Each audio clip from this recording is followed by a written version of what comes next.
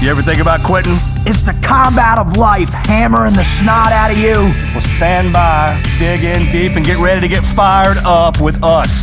Welcome to the Team Never Quit podcast, the #1 podcast that inspires you to fight on. I'm your host, David Rutherford, here with Mr. Never Quit himself, Marcus Luttrell. Our mission is to help you embrace the suck of life, to teach you the values of working your ass off, and to interview the most hard-charging people on planet Earth. We know life is hard. It's time for you to suck it up, Buttercup, and let us teach you to persevere in every environment imaginable by sharing real-world lessons learned by those who never quit. That's right. It's time, Marcus, for us to help them defeat the negative insurgency in their lives. You fire me up. Are you ready? I'm ready. Let's roll. Let's roll.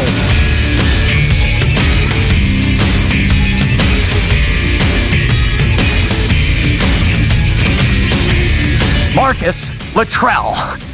I gotta tell you, man, the fact that this cat is cool enough to come back on our show now after going on his show, that gets me fired up, man. That's that kind of, what do you call it? The reciprocity? That's a little legal, though, is it? I don't know. I thought there was a cooler saying. Quid. Thank you. That's what I was looking for. Is that the one you were digging for? Yeah, that's what I was looking for. Quid pro quo. Well, ladies and gentlemen, boys and girls, children of all ages, welcome. Start over. Welcome to the TNQ podcast. I'm your host, Rut, with Mr. Never Quit himself, Marcus Luttrell, and we're super fired up to have you back on with us. And today's show is going to be awesome. If you're a first-time listener, hey, listen, our mission in life now is to expose you to the greatest stories ever told, the stories that will ignite the legend in you. We bring on amazing guests from all different walks of life to come on to share their greatest never quit story or stories to inspire you that exists within inside you. If you want to know more about it, check us out at the tnqpodcast.com. Go to iTunes, subscribe to our podcast, the Team Never Quit podcast. Tell all your friends because, listen, man, this is what we do. We are podcasters now, aren't we, brother? Officially. Officially. Yeah. I mean, you said it last night. You dropped that down. Yeah, you dropped that down on me. I'm like, we're podcasters. Last night actually had to tell Rascal Flatts that you're a podcaster. Yeah. It was awesome, dude. It was. Look on Jay's face when I was like, what? Like, it's a real thing. It's a real thing. It is real. I mean, look at what these people that are supporting us, listening to our show. Thank you. How great is that, right? Yeah, no, thanks, man. We appreciate it. So, all right. So today's show.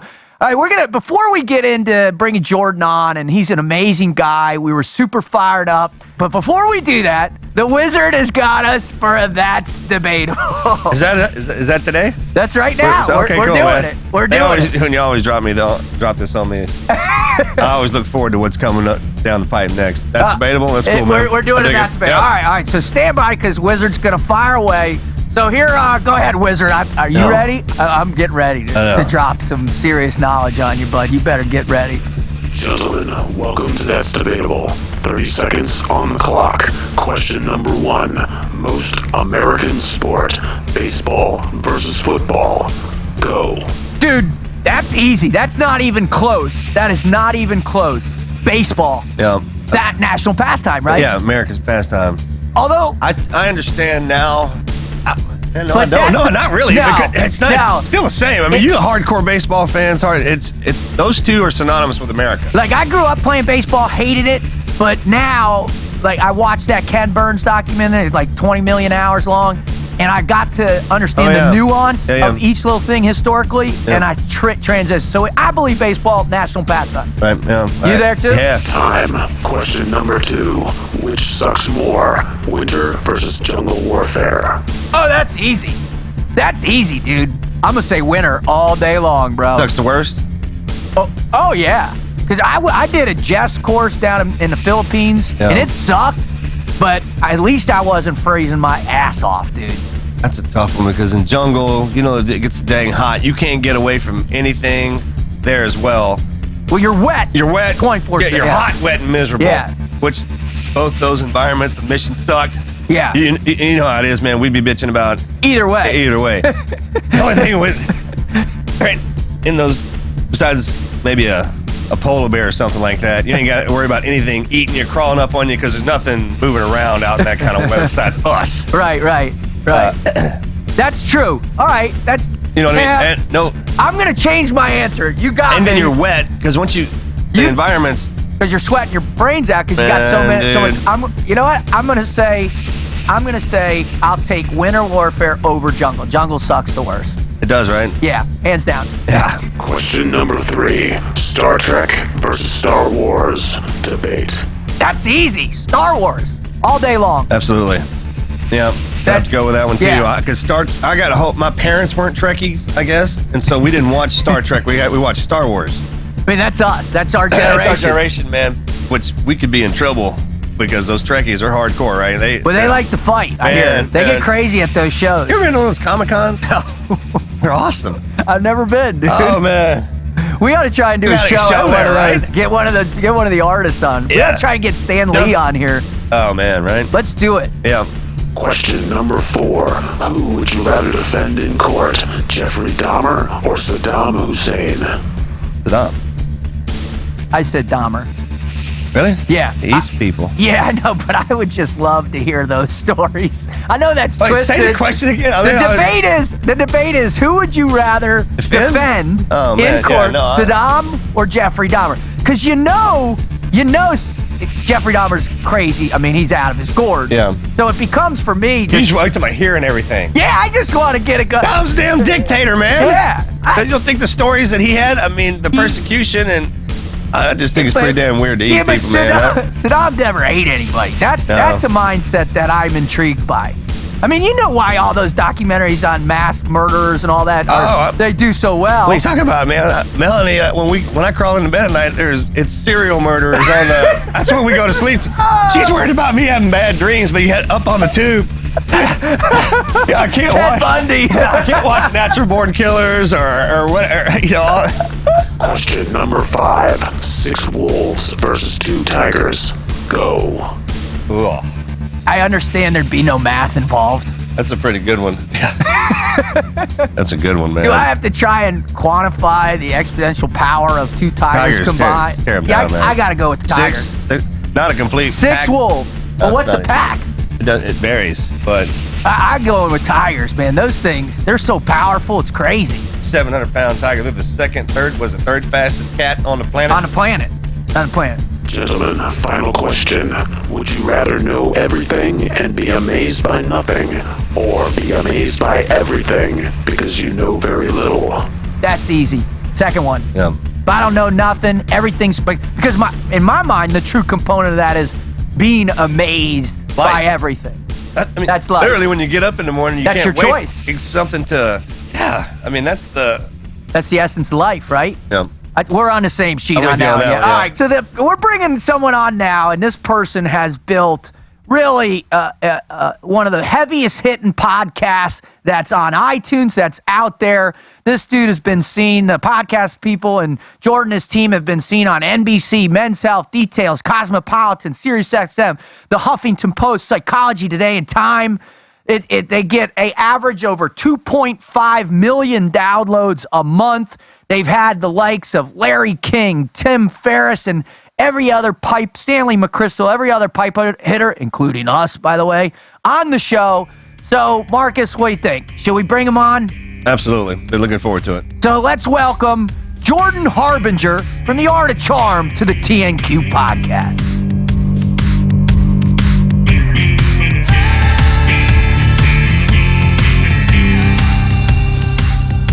Marcus, when I go back to the place, man, where I start thinking to myself, dude, who was the first guy that brought us on his show, right? Who was the first cat that rolled the dice, brought 2 Knuckle Dragon Frogman onto his show to let us go on and on and on and on about pain and suffering and misery? And that's this dude right here, Mr. Jordan Harbinger from Art of Charm, man. Jordan, how you doing, brother? I'm good, man. Thanks for having me out. You know, it's kind of like being on a show with Hulk Hogan right now. Right? Isn't it? If you don't know who Hulk Hogan is, it's a 1900s thing. He was. So if you're born out, you wouldn't understand it. If you're from the 20th century, That's right. Then you might know. If you have WrestleMania 3 on VHS, then you might know. all they know about him is that he's got a horrible sex tape and he brought the hammer on Gawker, right? That's all these kids know about the Hulk. He did win that, didn't he? Yeah. Right. Yeah. That was a big deal. $37 million, man. Oh, is that? Yeah. Oh, I just thought he won. I didn't know he won all that. No, he crushed them. Oh. He crushed them bad. All right, Jordan. Well, listen, brother. The way our show works, it's rapid fire. It's slow. We're gonna laugh. We're gonna cry. We're gonna scream. I want you to just get deep into your heart because our listeners are here because they're desperately trying to find where the never quit mindset lives, where it's from, how it works. And we know, brother, from the time we spent together, you got some pretty awesome stories. So we're gonna jump right in. We're gonna warm your cranium up now. All right, we're gonna soften up the gray matter in your brain. We're gonna shake it up a little bit. Are you ready? All right, I'm so ready. stand by. Here Let's we do go it. with the Mad Minute. Go ahead, Marcus. All right. Your first vehicle. Ford Tempo. What color was it? It was white. Awesome. A white Ford Tempo. Two-door? Was it two-door? It was 4-door, and the gas pedal would stick. And I'm like, this is totally not safe. And my dad, who worked for Ford, was like, "That's fine. You just have to hit the brake or just tap it, and it'll pop It's back a Tempo. Yeah. There's some movement. There's some wiggle room. Right, yeah. It's like an AK-47, right? They named that for yeah, exactly. All the parts are a little shaky. They're a little loose, but it'll get you where you need to go. I love it. All right. You ready, This is Jordan? reliable. Beatles, Rolling Stones, or Led Zeppelin? Rolling Stones. Nice. Which one? I was just listening to Paint It Black yesterday. So good. Yeah. Yeah. Pretty All fascinating. right. Here you go. Ready? If you had to fight one, who would it be? Sylvester Stallone or Arnold Schwarzenegger?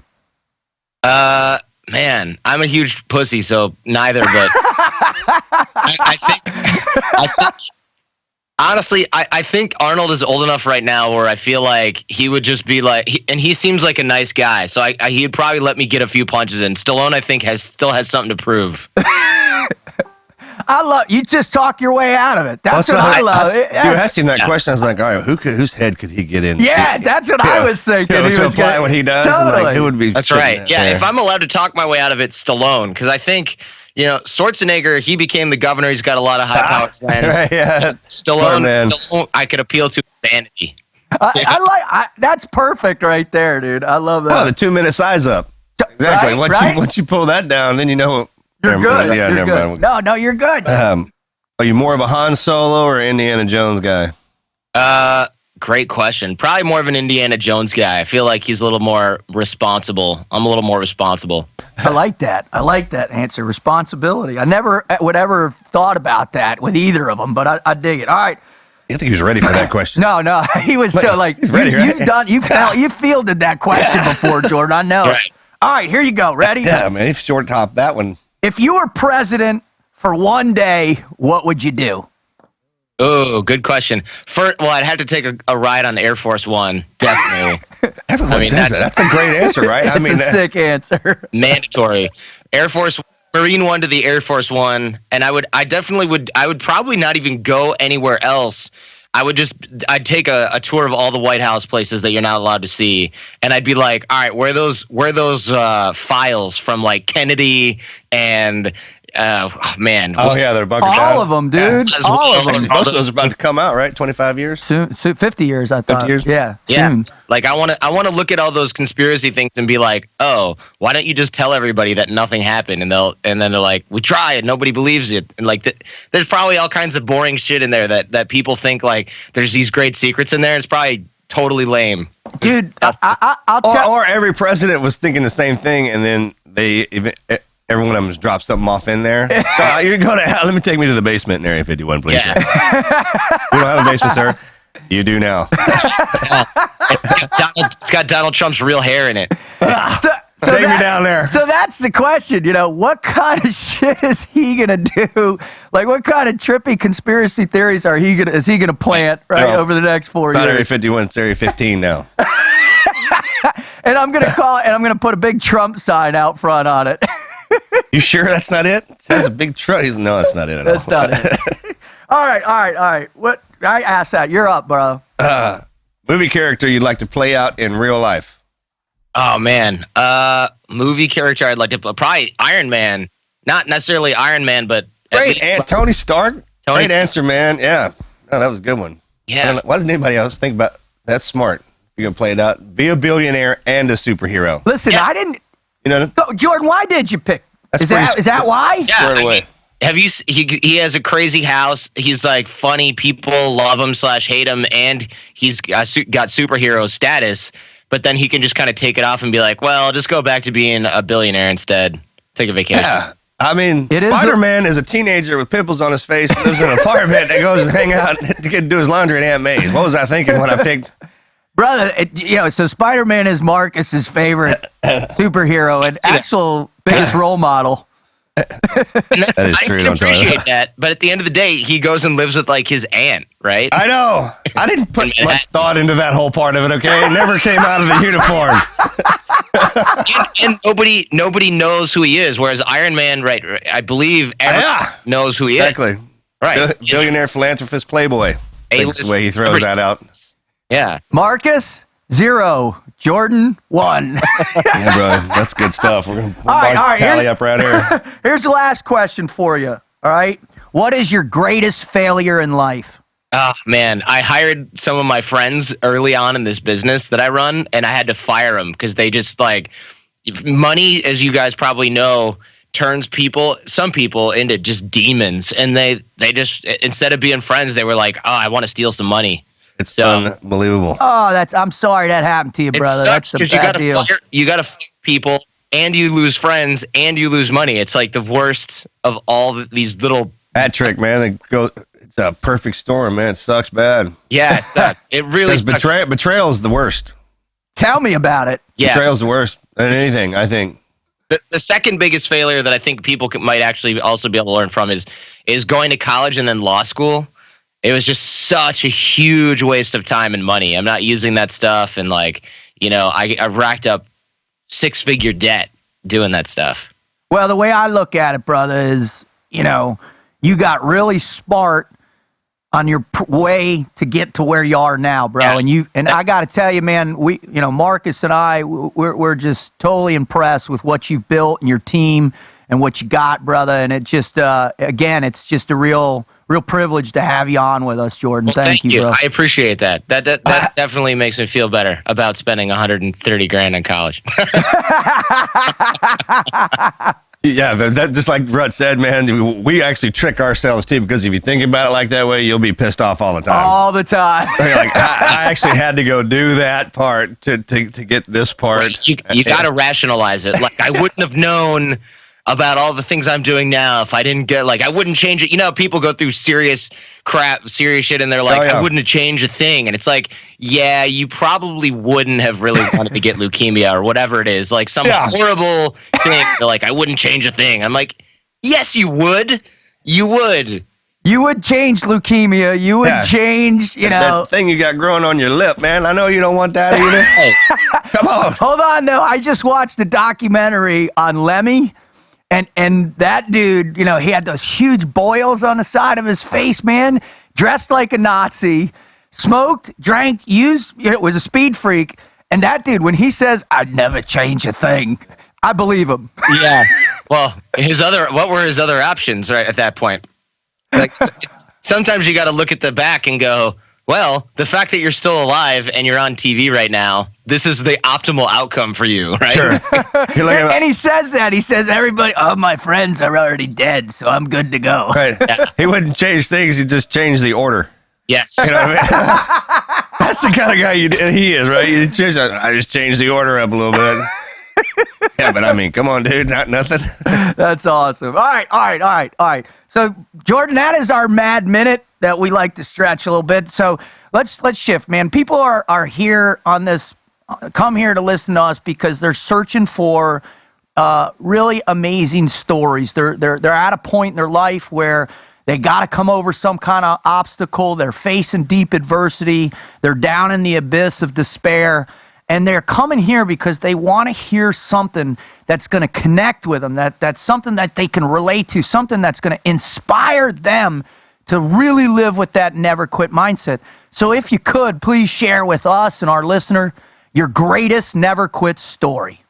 Sure. So this is probably not as cool as like some of the super harrowing experiences you guys hear on the show, but when I was 20 years old, I got into a fake taxi in Mexico City, and I was living there working for this nonprofit, and I lived on like the roof of these old people's house in like a kind of like a not barrio shanty town, but like a it's suburban neighborhood that wasn't super nice. And they had like an unfinished roof where there was a bedroom built that I could crash in there. So I would sleep there, and I would go out to the street, and I would take these like they had this kind of place where there's school buses that, and you probably see these in Texas a little bit. There's school buses, and they airbrush them with like Mariah Carey and stuff, right? Like, super brightly colored Mariah Carey with like crosses and Jesus stuff everywhere. And those are sort of de facto private transportation. And I couldn't find one of those going where I was going, and I was all dressed up. So I was like, all right, it was probably 8 p.m., starting to get dark. And I thought I'd take this cab that was driving around up there. And I should have known that this wasn't a good sign because there just weren't that many cabs in this neighborhood ever. And I figured he had just dropped somebody off, but I thought I'd flag him down. So I flagged him down. I get in the car. And I'm 20 years old. Remember when I tell you how stupid I was, my age here.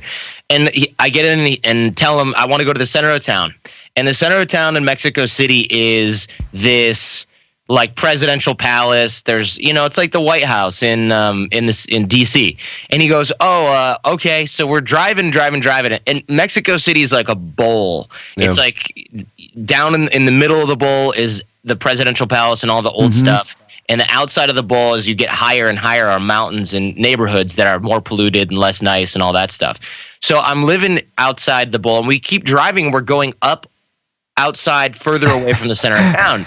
And I asked him, I'm like, what's going on right now? We're driving away from the center of town. And he goes, I just need to ask some directions. Because I let him do it for a while because I thought, traffic, or he's a cabbie, he knows where we're going. Yeah. And then I was like, maybe we're taking a detour. And we weren't. So he says, I'm asking for directions. And I thought, all right, this is weird because if you were in D.C. and you said White House and the cabbie was like, oh, hold on, let me find some directions, you would just, it doesn't make any sense. Bail. Yeah. How long have you been driving this cab? 30 minutes. So it would be a little scary. And I thought, well, that's weird. And my brain was going through all these weird rationalizations where I was like, oh, well, maybe he means he's got to get directions around some sort of traffic, or maybe maybe I misunderstood what he said or something like that. And I didn't really want to believe what I kind of knew, which was that something was wrong. And I let him drive a little bit more, and we kept getting further away. And I was like, look, just take me back to where I was. And he's like, no, we're almost there. And I was like, I know that's not true. The light bulb, bing. Yeah, we didn't get any directions. It's starting to get darker out, like where we are. There's no street lights anymore. It's just kind of like this dark area, suburban, whatever. We had just gone through an area where there were like a ton of, red light shanties with prostitutes. I was like, we're definitely not a nice area, like the hood, the dangerous area. And then I said, all right, just drop me off here, man. Look, I'll just pay you. And he goes, well, you don't have enough money with you, right? Because I told him, oh man, that's so stupid. I told him before when I got in the car, look, I have a credit card. I have to go to an ATM before I can pay you when we get downtown.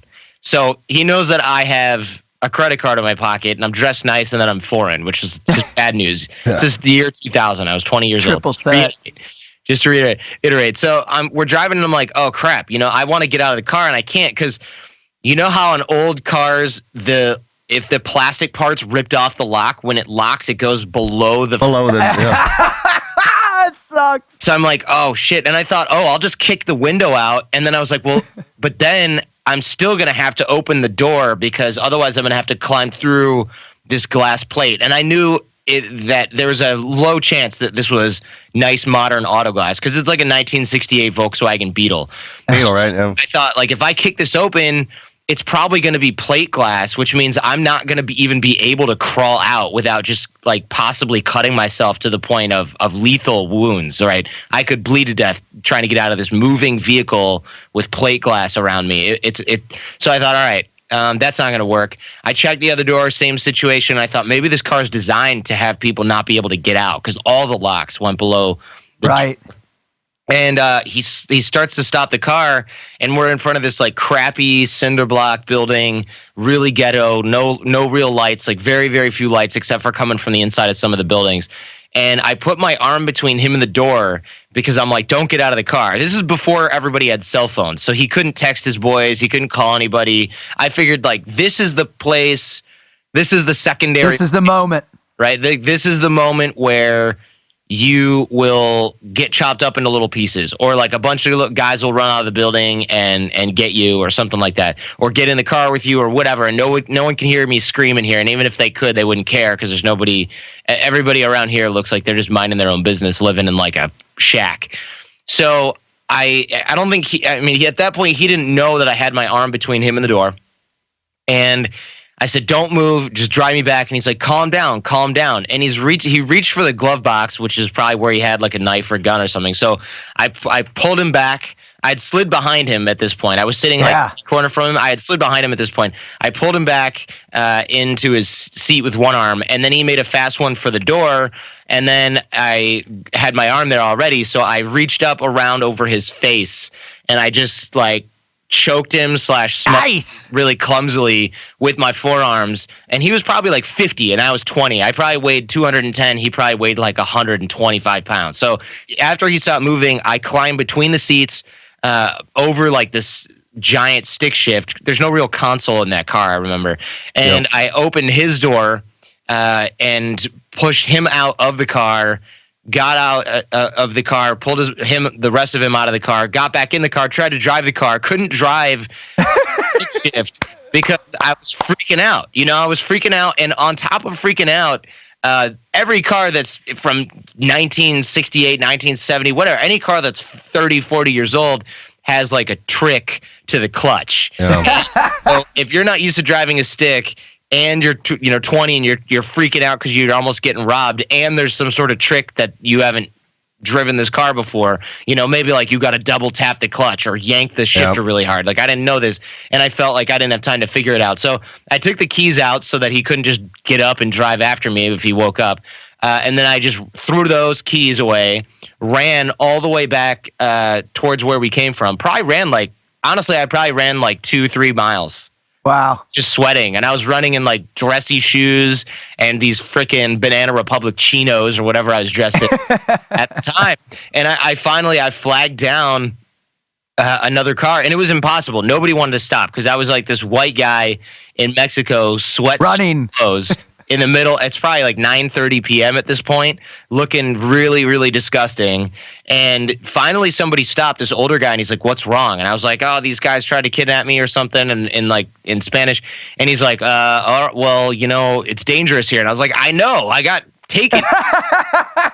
Duh. Yeah. And then this girl who I thought was his girlfriend, I thought was his daughter, but she probably turned out to be his girlfriend because that's kind of how they roll over there. She was like 21 and he was probably like 51. And she's like, well, we can't just leave him here. I was like, look, I'll ride in the trunk. I don't even care. Just get me out of here. Get me out of here now. So they let me ride in the back, and they wouldn't take me to the police station. They were like, don't go to the police, because if you go to the police, your story sounds like you just basically murdered some cab driver potentially, or he's alive. And they also could be in on this, if they're corrupt cops, like they could just drive you right back here and then you could end up right back in the situation where you were before. Or if that guy's injured, you have no proof that he took you there and you didn't want to go there. So you could end up in jail. They're like, you should just leave. So they drove me to a metro station. They wouldn't even take me back to my house. They didn't want any liability for like knowing anything about me. They took me to a metro station. Yeah, it was pretty smart on their part, actually. And I went home and I packed all my stuff and I left. Man, the fact that some random couple has that kind of experience with the cops and everybody else. That's what I'm talking about. That's the unnerving part, right? That's the culture, dude. It's the culture of where Look they here, live. white boy. This ain't your play. We need to tell you where you need to go. Yeah. Like the fact is that if they got kidnapped, they probably would also not go to the police, right? So that was their bit of advice was, oh no, you can't go to the police. It wasn't just like we don't recommend going to the police. It was don't go. Don't go to the police, because it would be kind of like if you got robbed in Detroit and you're like, I'm gonna walk through this neighborhood until I find the guy that did that. Like that's not a good move. You would die doing that. Get robbed again. And again. Yeah. And again. For a guy who told me this story, it was a long time ago, but he lived in like Palo Alto and his bike got stolen, and he grabbed his buddy's bike and started pedaling after the kid who stole it, and they kept going and going and going, and they ended up in like East Palo Alto, and then the guy turned into an apartment complex, and he's like, I'm done. I'm not chasing this kid into an apartment complex, right, where all his friends live and are probably sitting around waiting for something like this to happen. So he just let him have the bike. Yeah. Dude, what's amazing to me is that is the standard for so many places around the world. Yeah. Right? And your story is one that happens frequently, if not all the time. One of a close buddy of ours is one of his businesses. He protects people in Mexico City, and the guy does really well because it's the kidnap capital of the world.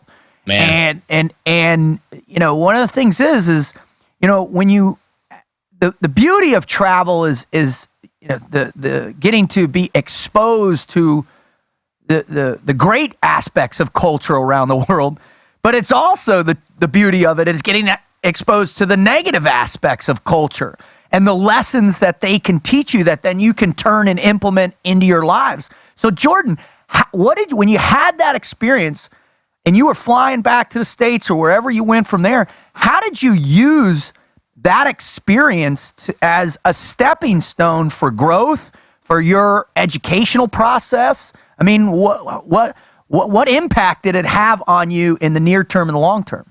Sure. That's actually a really good question. So what I did in retrospect, what I still do is whenever my mind tries to tell me something, I look at it more carefully and say, all right, is this an emotional reaction based on fear or wishful thinking, or is this reality? And I take a few steps back to deconstruct this, because what was happening in the cab, just to reiterate before, in case people sort of missed it, was I'm in the cab and I know something is wrong. And then I go, nah, it's probably not that. It's probably and the reason I was thinking of all that stuff was because going, oh, he's probably going to take me somewhere and chop me into little pieces is generally not what sane, normal people do in whenever any little thing happens.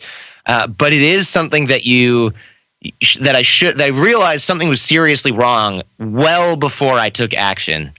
And that's normal, man. I mean, that's one of the most normal thing. And when we go through our training, we see it present itself from day one with us as individuals and with the students.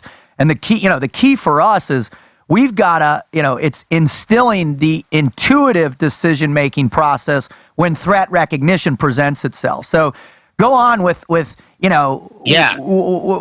you took away from it, please. Sure. So I basically will look at a situation, and if I'm feeling like, oh, I'm okay with this situation because I don't really need to be treated fairly or something like that. It's like I look at it and go, oh, wait a minute. No, the reason I'm putting up with this is because I'm trying not to make waves, or, oh, it's easier to do this and sit here and take it than it is to stand up for myself, or, oh, maybe, the reason I am rationalizing this. And it even happened when I was single. I would go, oh, well, that girl's really pretty, but, she's probably got a boyfriend. Wait a minute. No, I'm just saying that because I don't want to look like an idiot in front of all my friends if she's like, get out of here. Or if she says, oh, I'm married, or something like that. So this sort of rationalization process where you talk yourself out of things, and when you talk, actually it happens, the converse happens as well, where you talk yourself into things. Happens all the time. And it's even simple stuff like, oh, man, I should go to the gym today. I haven't been there in like 3 days. Well, I don't know. I just had a big meal, so I'm pretty tired. And I got my parents coming over later. So if I go to the gym, I might be late for that. Oh, I'll just not go to the gym today. I mean, we've all done stuff like that with money, with purchases, with investing, with going to the gym, with meeting new friends or meeting women if you're a single guy or a skis bag. We've all done that type of thing in rationalizing our way out of something or rationalizing our way into something. And rationalizing is totally a part of the human condition. But the problem is it can get you killed in situations like the one I was in. Like if I had just been like, well, okay, I guess he really is going to ask for directions. I'll just sit here and wait for him to come back. Might not be having this conversation at all. Now, the question I got for you, and we talk about this all the time, man, is, where does that rationalization come from? Does it come from where you grew up, the parents you had? Does it come from the training that you had in your life? Where does that construct of rationalization, do you believe, Jordan, where does it initiate, and how easy is it to change?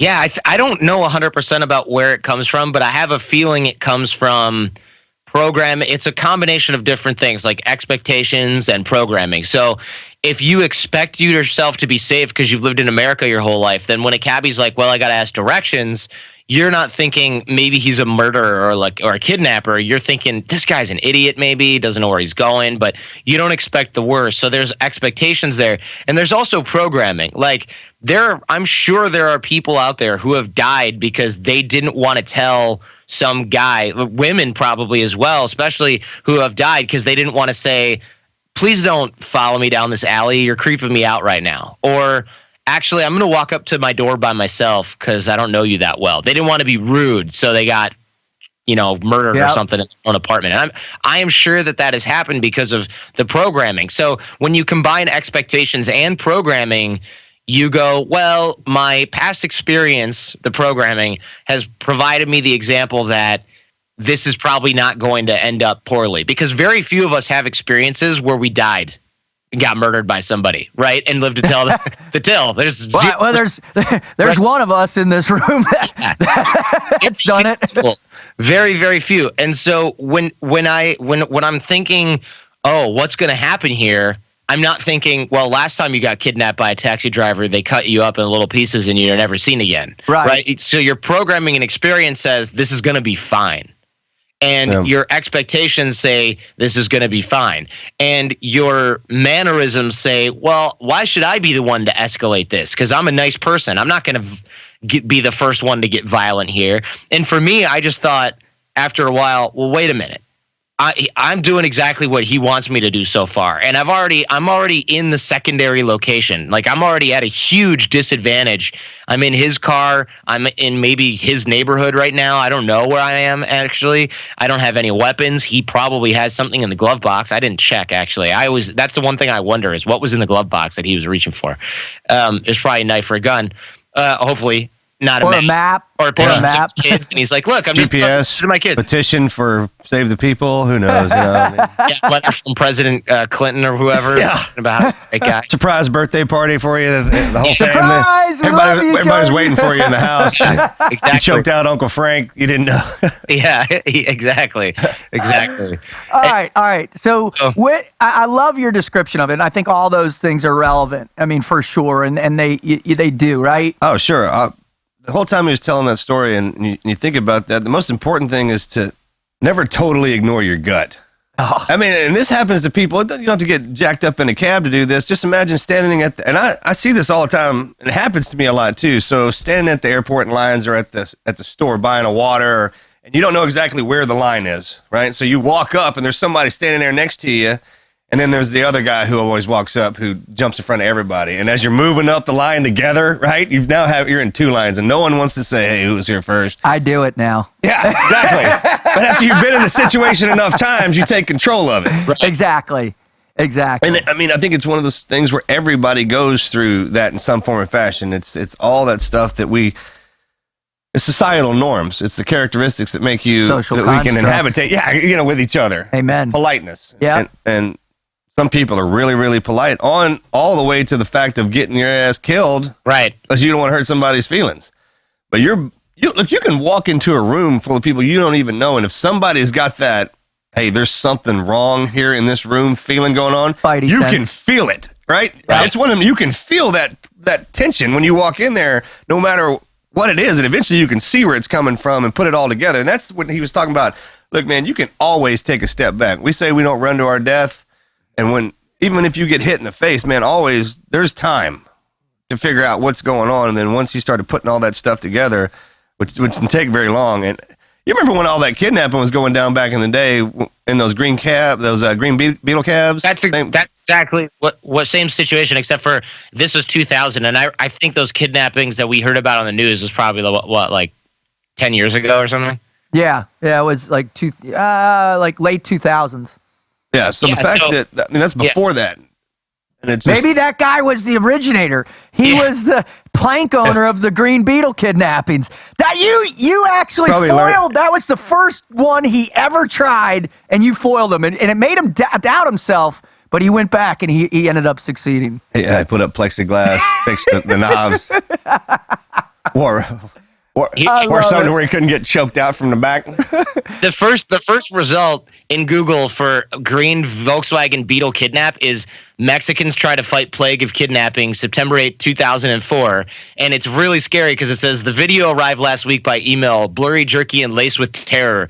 The man staring into the camera was gaunt, bearded, and desperate. Today marks 70 days since I was kidnapped, and these people are prepared to do anything. I'm not going to read the rest of that article. No, because that could create some serious long-term trauma for you. All right. So you had this experience at 20 years old, repeatedly saying how naive you were, your rationality wasn't in the place it needed to be for your cultural environment, environmental threats. When was the next time in your life, Jordan, that you had to apply that knowledge base, that very specific? Because the way trauma like that burns into our brain, it becomes either a tremendous asset or a detriment, depending upon how it gets the better of you. When was the next time that brain patterning was triggered and you had to use your experience to solve a challenging problem in order to overcome that one too? Yeah, I mean, I listen to my gut a lot more now. I'm trying to think of a concrete example, but the next example of me using this exact same skill set was in a very similar situation. And I'm sure there were a million more in between then and this one. This one was 2005. It's just that I remember this one really clearly.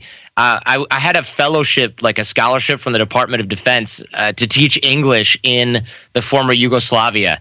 And awesome. So basically it's a grant that if you have a language that you're learning that has some kind of interest for the government, possibly, like it's not Spanish, it's not German or something, it's like Pashto or Dari or something crazy. I don't know, Arabic, like you're going to Egypt to study Arabic and all that. So I did that, and I also taught English at the same time to kind of make money. And that was the whole deal, is like you can learn and you can teach at the same time. And and they pay you for that. The US pays you for that instead of the teaching company or whatever. And I stayed there, and the way that they handled things over there in Yugoslavia, which is what it was still called at the time, technically it was Serbia, but you had to register with the cops wherever you lived. You had to tell them where you lived. And it was a huge pain because the police there were just like what you would expect from some kind of communist BS formerly communist socialist BS place, where they're jerks. Like the scum of society is the cops, right? They're the guys like bombed out of high school. They're just the henchmen. They're henchmen. They're knuckleheads. They're all like fat, sloppy dickbags. And so you show up at the police station. You have to do it within 24 hours of when you get back in the country. So every time I would travel, I would have to go back to the police station. So it's like 11 p.m. I'm sitting there. They're making me wait, and I'm sitting there. It's like 1:30 in the morning. And then the guy there just decided that since I was there so late, I must be some kind of criminal. So he threw me in a jail cell with a bunch of gypsy women who are prostitutes who were just like chain smoking the whole time. Sweet. Awesome. And oh, man. So I spent the night in jail, and I was like, this is bullshit. I'm never going to register with the cops again because these guys are just ass clowns, and I'm so sick of this. So I'd stopped registering and telling them where I was living because I didn't want to go through that again. And so they started to show up to the former places where I had lived and registered and be like, where is this guy? Where is this guy? You know, he's never here when he says he's going to be here. You know, where's his room? Where's his stuff? And they called this friend of mine, and they're like, if he's not there the next time we show up tomorrow, then we're going to arrest you too. So my friend calls me and is like, you got to go register with the cops and tell them you're moving. So I told the cops that I was moving, but I put down like a random address because I didn't have a new place yet. And so they probably figured out after a few months that was a BS address. I figured I would just never change it. And, they would probably give up and figure they couldn't find the place or something. Right. And that's not what happened. So what happened was and again, I was a young guy back then. I was 24, 25 years old. And I learned ugly lessons, but apparently not some important ones. And they kept looking for me. And I was at a concert on this old island that was like a Turkish fortress. It was this awesome place. It looked like freaking Game of Thrones or something. And they have black Jeeps, the state security guys, and they roll around in these tinted black Jeeps with government plates. And the state security guys that are in Serbia are not like regular cops, and they're not like FBI. They're kind of like the majority of these guys are, or at least the large part of these guys are these cops that are only cops because they joined like a Bosnian Serb militia during the civil war. I love it. And then they got their butts kicked by whatever, Croats or Bosnians or whatever. And they got pushed back, and now they got resettled in another part of Serbia. And since they're unemployable and they have all this trauma and they've committed all these crazy crimes, they become agents of the state. So they get issued a badge and some sort of immunity, and they basically just screw around all day. So these guys caught up with us, and they were just wasted, and they were like methed out, drunk guys driving around in this Jeep. And they find me and my buddy, to make matters worse, his dad was a kind of sketchy, like arms potential. I don't totally know what he does, but he was a sketchy criminal type. And my friend used to go back and forth to Switzerland with like tons of money strapped to him when he was a kid. And like, I love this guy. Can we meet him if we come out there, bro? He's such a pain, man. I'm just so done with this guy. But yeah, I'll make the introduction. No guarantees. And so he's pulling the whole like, do you know who I am? This is the whole thing. Like, screw you guys. You guys aren't real policemen. That kind of thing. And I'm like, dude, calm down. And I'm talking to these guys and talking to them, trying to keep them calm. And they take us eventually. They have guns at this point, so I'm not just getting in cars anymore. They take us eventually to a safe house where they're like, look, we have to just get some stuff straight. And I'm like, look, I'm trying to jump off the car. I'm riding on the side of the car, trying to figure out how I'm going to escape. But when you're going fast down a road and you're standing on running boards of a car, you just think like, I'm going to die if I jump off this car. Right. And so they take us to the bar, which turns out to be like a safe house. And my friend is getting his ass kicked. And I'm basically having a conversation with the guy, staying super calm. There's a bartender there, and he's like, just relax. Everybody just relax, And so I'm keeping things really calm, and I'm using the exact same skills that we teach at the Art of Charm and on the show, just remaining calm, redirecting these emotional threads of conversation to keep my interrogators super calm.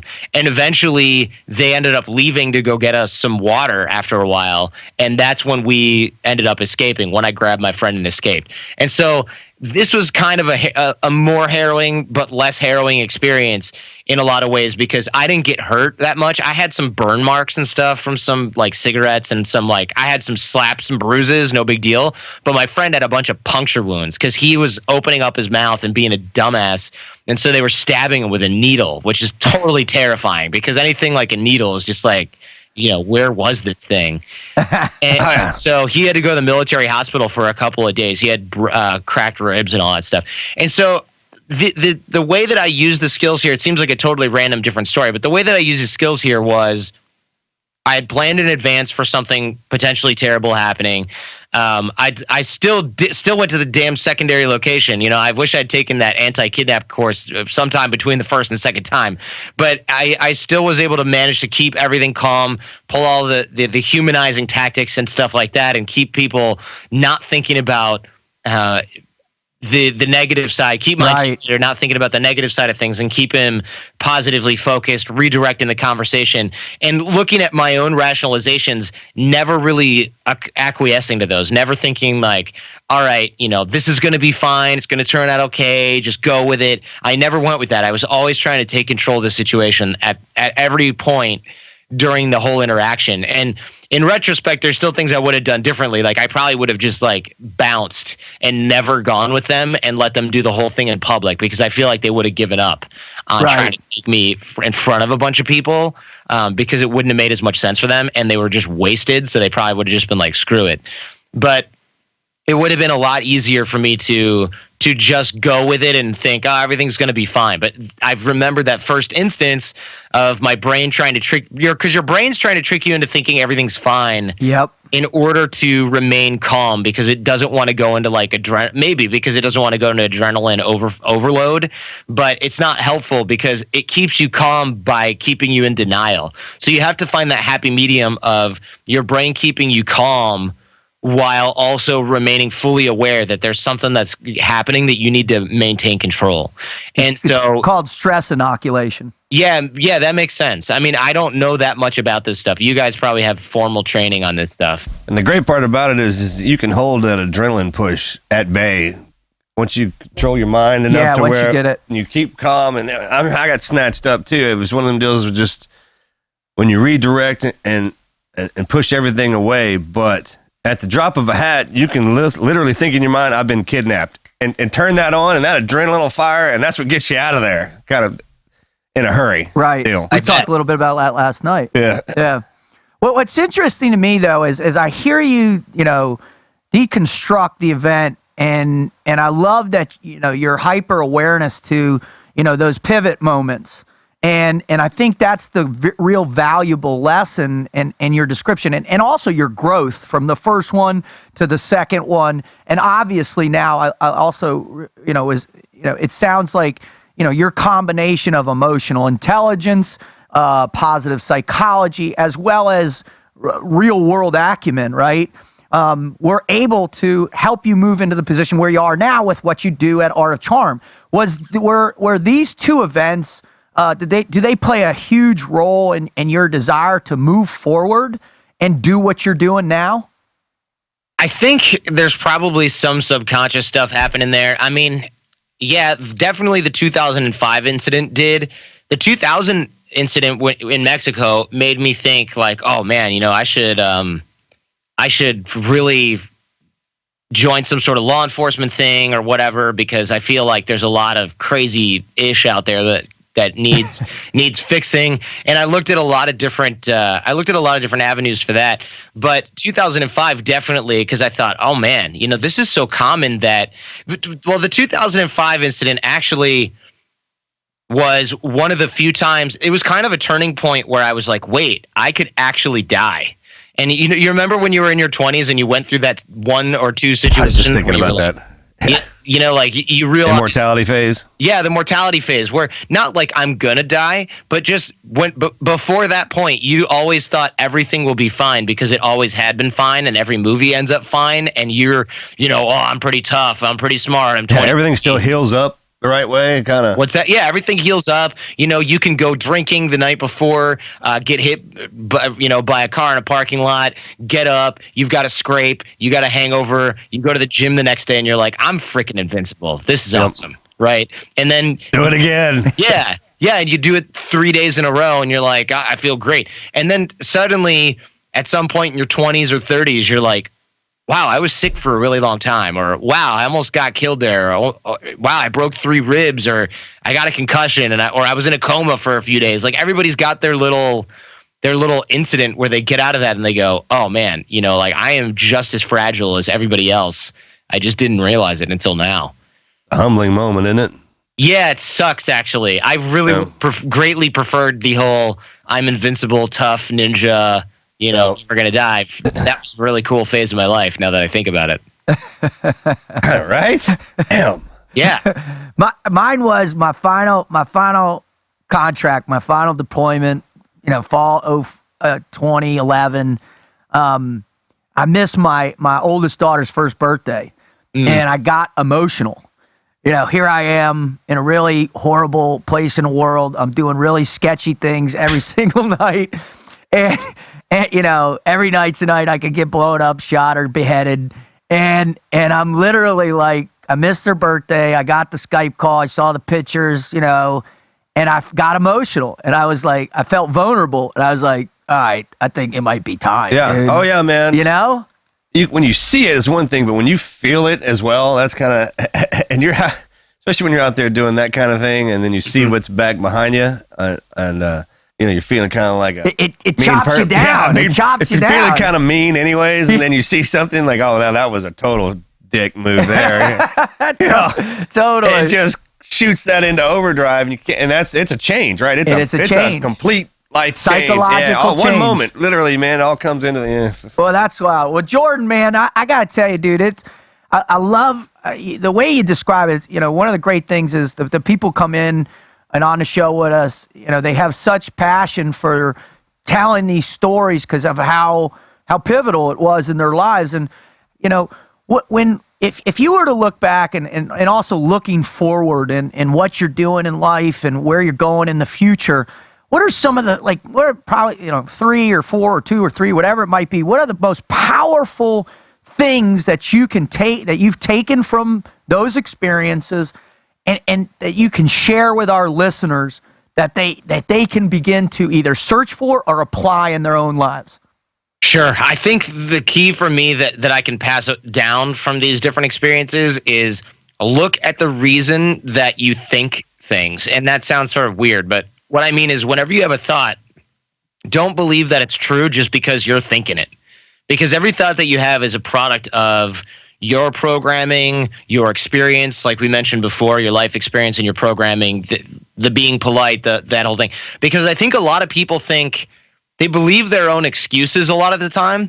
And then once you get over that, because you're doing the warrior thing or whatever, or you're like, no excuses, get to the gym or whatever, you get over that, but you'll do the exact same thought process with something you got to do for a class in university, or, I can't really transition out of the service right now because blah, blah, blah, or I can't really go back to school right now and learn this trade because I'm so busy with my kids. Mm-hmm. These things are true, but they're still just as much an excuse as I can't go to the gym because I got to pick someone up from the airport in 5 hours, right? There's just as much crusty programming baggage and experiential baggage hanging on to every thought that you have. And we never really examine this stuff. And it's a bummer because when you look at people that have negative or low self-esteem issues or something like that, they're just believing their own thoughts. Right. Without question. Usually they're just believing their own thoughts.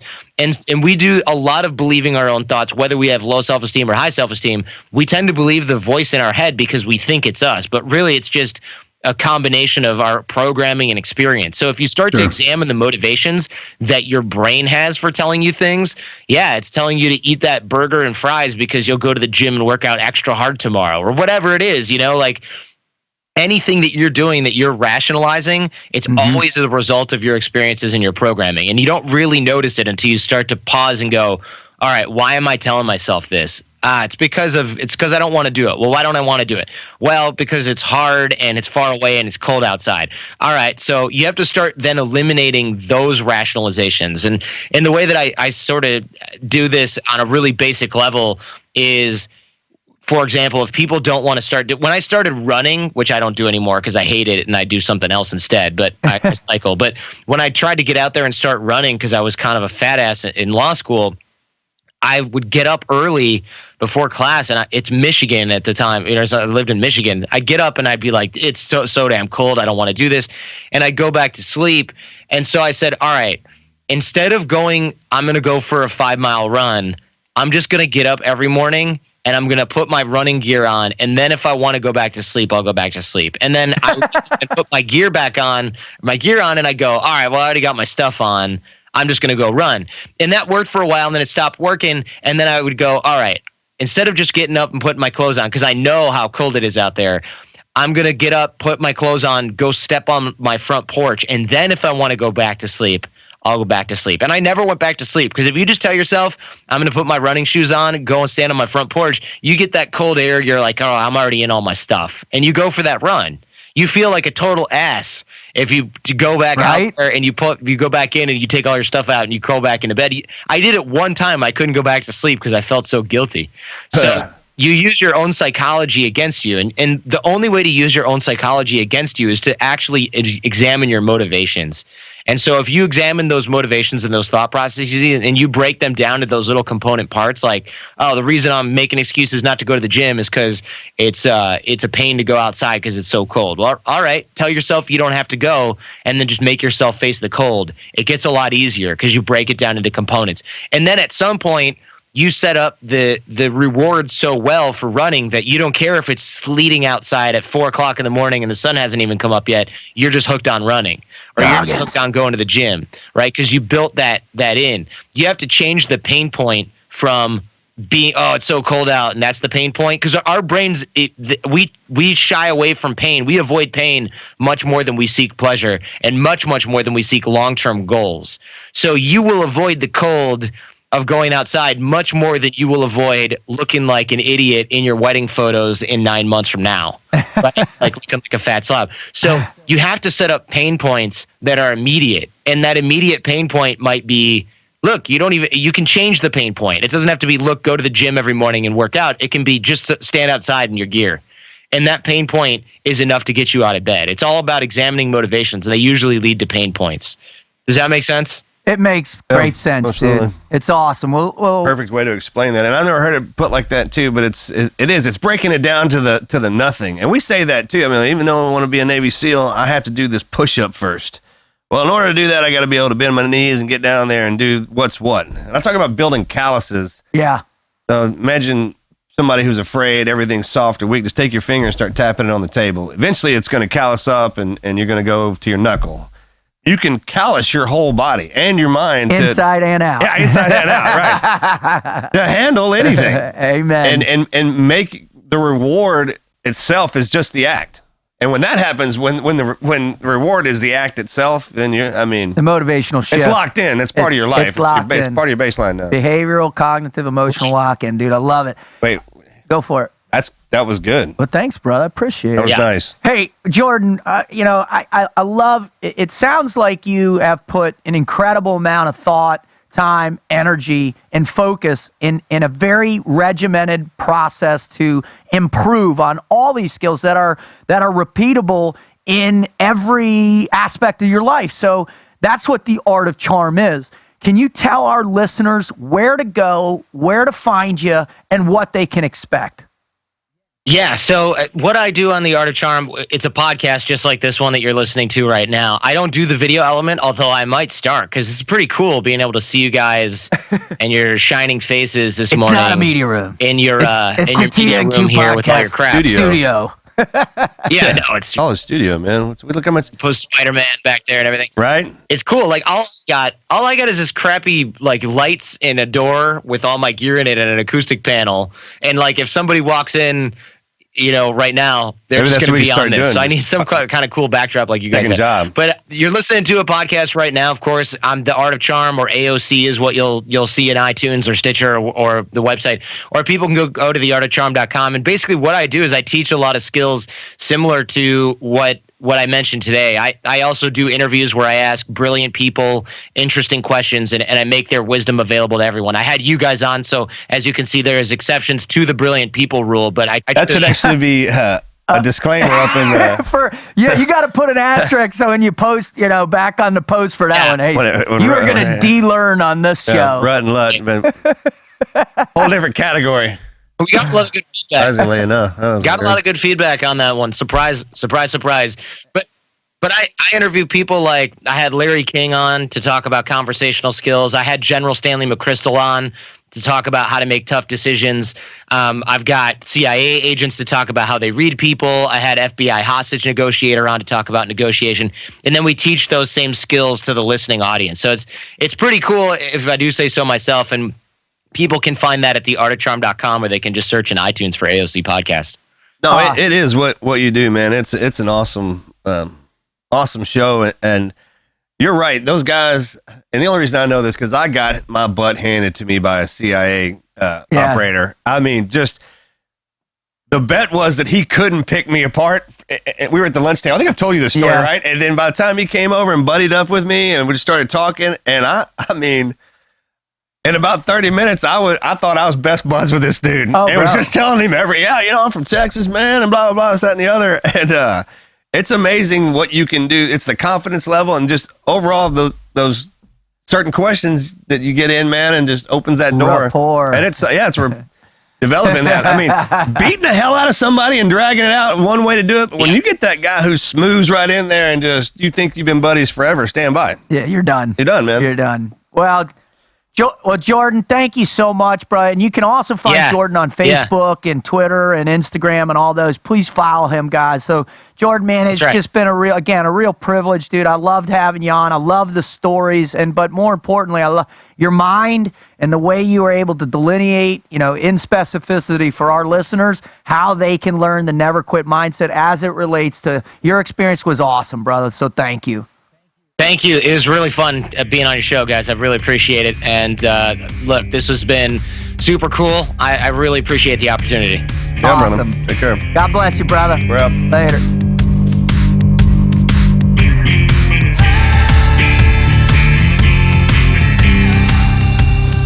Well, I tell you what, that dude, hopefully his travel habits have gotten better, bro. Picks up a little bit better. Hey, man, it's hardcore getting jammed up one time over there.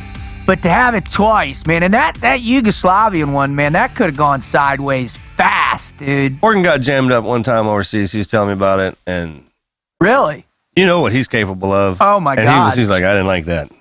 He goes, I had that uneasy. I mean, because the one thing is, and you think about the dudes who do operate by themselves, right? I mean, you look at some of our buddies who've been in that role and had to do some stuff on their own for 30 days in places. Wow, and look how we're evolved, obviously. You know what I'm talking about. Yeah.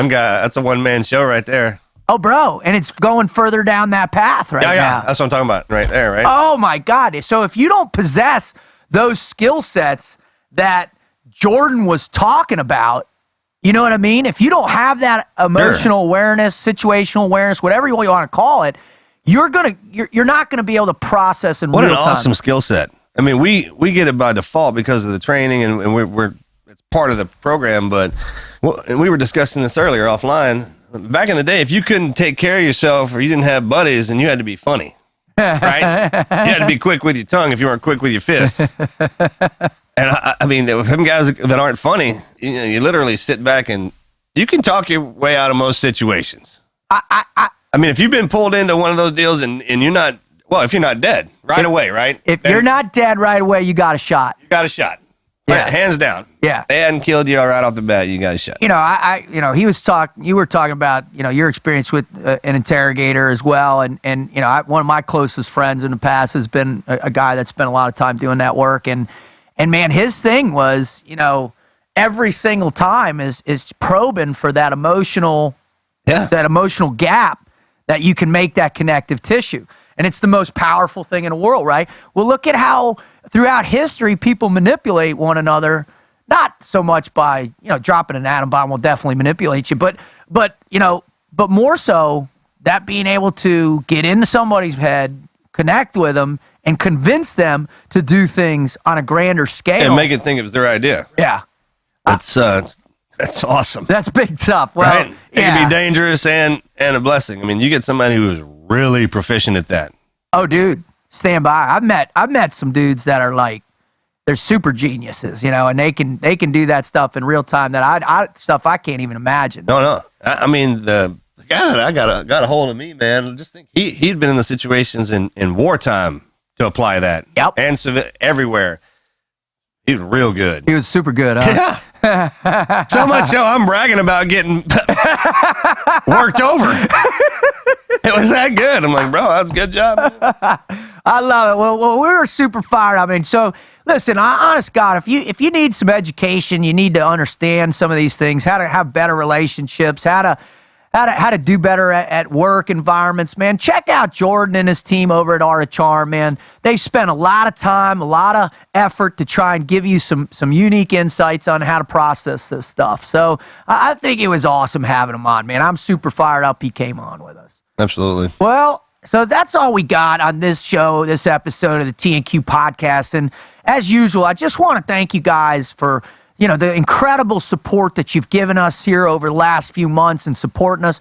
Please take, take this, what you've learned here, apply it in your lives, fulfill the mission that is your ability to become great yourself, to ignite the legend within inside, to live with that true purpose and learn to have the never quit mindset, because that's what we're here for.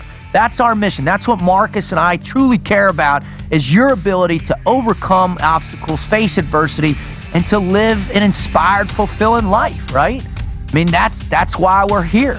Absolutely. And just having the opportunity to, after everything that we've been through, and sit down and bring this kind of message out to everybody is just a blessing. Thanks to everybody for letting us do that.